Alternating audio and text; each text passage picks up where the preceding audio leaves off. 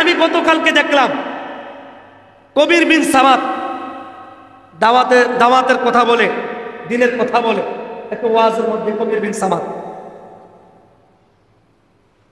ওনার মাহফিলের মধ্যে দেখলাম এই অকাত্য ভাষায় গালিগালাজ করছে। আল্লাহ সারাইছে, আমার মতন যদি মেজাজি কোনো আলেম ওখানে থাকতো সাফার দাঁত থাপড়ে ফেলাই দিত।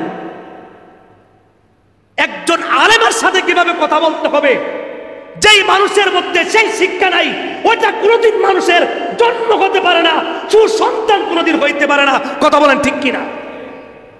যারা মানুষের সাথে অসৎ আচরণ করে, আরেকদের সাথে অসৎ আচরণ করে, অকাত্য ভাষায় জনসম্মুখে অকাত্য ভাষায় কথা বলে, এটা কোনোদিন মানুষের জন্ম হইতে পারে। কারণ আমাদের দেশেও কিছু মানুষ আছে দলের বিরুদ্ধে, নেতার বিরুদ্ধে, ব্যক্তির বিরুদ্ধে যখন কোনো কিছু বলে তখন তারা আর সহ্য করতে পারে কথা কয় না, গাও জ্বলে। অথচ ধর্মের অবমাননা, নবীজির অবমাননা, ইসলামের অবমাননা চুপ করে সয়ে যায়। কিন্তু নেতা নেত্রীর কিছু বললে তখন আর ঘরে থাকে না, লাভ দিয়ে উঠে কথা কয় না। না, এটা হলো আরবের কাফের মুশরিকদের আলামত। এই আচরণ যার মধ্যে থাকবে, ইসলাম বিদ্বেষীদের সাথে আপোষ করে, কাফের মুশরিকদের সাথে আপোষ করে, ইহুদিদের সাথে যারা সমঝোতা করে, বুঝতে হবে এরা প্রকৃত কখনো মুসলমান হইতে পারে। ইহুদি জাতিদের সাথে যারা ইসলাম বিদ্বেষীদের সাথে আপোষ করে, এদেরও পরিণতি পশ্চিমকালও ভালো হবে না।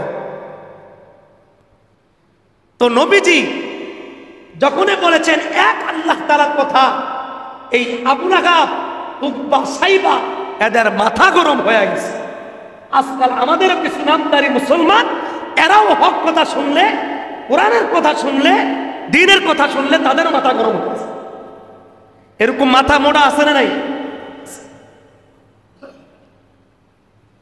তো আবু লাহাব কি করছে? নবীজি এই কথা বলার পর আবু লাহাব দুই হাতের মধ্যে দুইটা পাথর নিছে, নবীজিকে হত্যা করবে, আগায় আসছে পাথর নিয়ে। এমন সময় আল্লাহ পাক রব্বুল আলামিন সূরাতুল লাগাব নাযিল করছেন।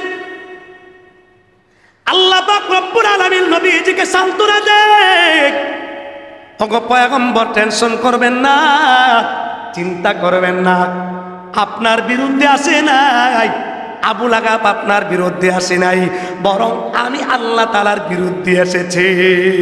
যেহেতু আমি আল্লাহ তাআলার বিরুদ্ধে আসছে, এই জন্য আমিও আল্লাহ এর সঠিক জবাব দিচ্ছি।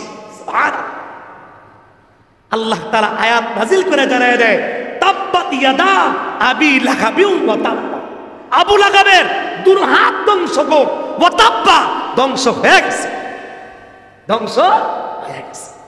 এই জন্য ইসলামের ক্ষতি যারা করতে আসে, যারা আলেম ওলামার ক্ষতি করতে আসে, উলামায়ে ওয়ারিসদের সাথে যারা অসৎ আচরণ করতে আসে, এদের পরিণতি আজ না হয় কাল পরিণতি ভালো হবে।